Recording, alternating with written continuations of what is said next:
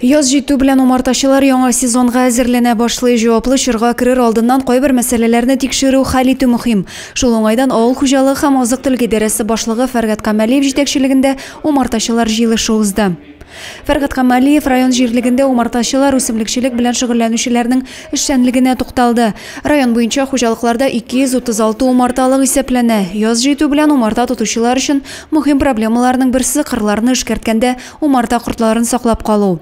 Авыл җирлегендә умартачылар хуҗалыкның агрономы белән даими элемтәдә булырга тиеш.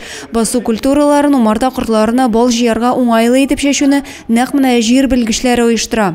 Россельхозцентр филиалының җитештерү бүлеге башлыгы Айгөл Габдрахманова ашлык басуларын корткычлардан эшкәрткәндә умарталарга зыян салмас өчен химик препаратларга караганда биопрепаратларга өстенлек бирү мөһимлеген ассызыклады.